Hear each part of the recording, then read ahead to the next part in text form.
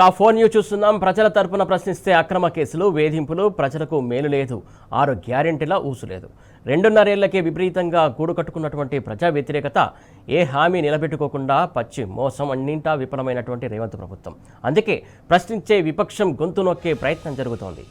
రాష్ట్రంలో విశృంఖలంగా అవినీతి పెరిగింది. యథేచ్ఛగా జరుగుతున్నటువంటి దోపిడీకి అంతే లేకుండా పోతోంది. తెలంగాణలో ఎక్కడ కూడా పాలన అనేదే కనిపించని దుర్భర పరిస్థితి.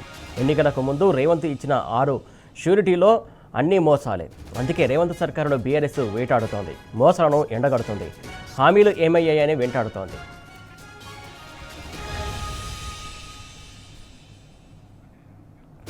ప్రభుత్వాన్ని ప్రశ్నించిన బీఆర్ఎస్ నేతలపై అక్రమ కేసులు పెట్టడమే పనిగా పెట్టుకున్నాడు రేవంత్. వాస్తవాలను మరుగున పెట్టి ప్రజలను తప్పుదోవ పట్టిస్తున్నాడు.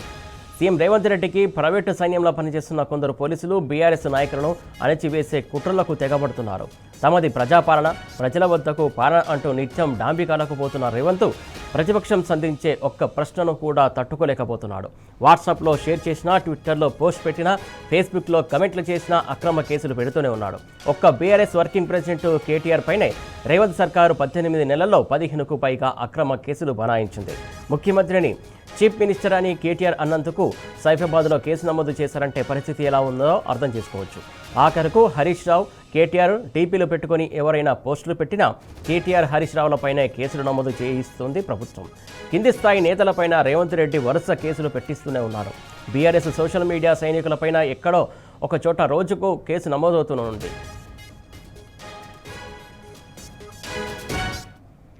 దీనికి సంబంధించి పూర్తి అప్డేట్స్ మా కరెస్పాండెంట్ లివిల్ అందిస్తారు. లివిల్ చెప్పండి. ప్రజాపాలన చెప్పుకునే ఈ ప్రభుత్వంలో ప్రశ్నిస్తే కేసులు, ఎదిరిస్తే జైలు అన్న తీరుగా ఉంది ప్రభుత్వం తీరు. ఇవాళ ఎక్కడ చూసినా బీఆర్ఎస్ పార్టీ, ప్రధాన ప్రతిపక్ష పార్టీ ఉన్న బీఆర్ఎస్ పార్టీ ప్రజాపాలన చెప్పే ఇందిరమ్మ రాజ్యంలో ప్రతి సమస్యను ఇవాళ లేవనెత్తిన పరిస్థితి నేపథ్యంలో ప్రతి ఒక్కరిపైన కేసులు నమోదు చేస్తూ ఇబ్బంది గురి చేస్తుంది. ఇవాళ బీఆర్ఎస్ పార్టీ ముఖ్య నేతలు అందరిపైన కూడా ఇవాళ కేసులు పెట్టి వేధిస్తున్న పరిస్థితి కనిపిస్తుంది. కేటీఆర్ తో పాటు ఇలా హరీష్ రావుతో పాటు పలువురు కీలక నేతలపైన కూడా 10ల సంఖ్యలో ఒక్కో పోలీస్ స్టేషన్ లో కేసులు నమోదు చేసి ఇవాళ ప్రశ్నించే గొంతుకలు అంచివేసే కుట్రలకు తెరలేపింది. ఇవాళ ఈ సందర్భంగానే మాజీ అడిషనల్ డీజీ, సీనియర్ బీఆర్ఎస్ నాయకుడు ఆర్ఎస్ ప్రవీణ్ కుమార్ మాట్లాడుతూ కొన్ని కీలక వ్యాఖ్యలు చేశారు. ఇవాళ ప్రభుత్వానికి పోలీసులు అంతా కూడా వత్తాసు పలుకుతున్నారు. ప్రశ్నించే గొంతుకులను అంచివేసే దిశగా ఇవాళ ఈ పోలీసులు వ్యవహరిస్తున్న తీరు కరెక్ట్ కాదు అని చెప్పేసి కూడా ఈ సందర్భంగా ఎద్దేవా చేశారు.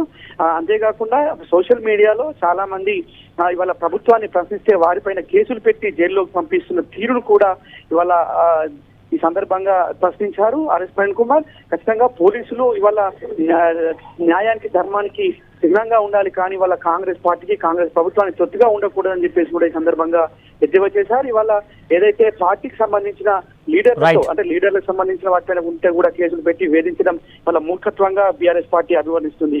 సురేష్. థ్యాంక్ యూ లెవిల్ రెడ్డి.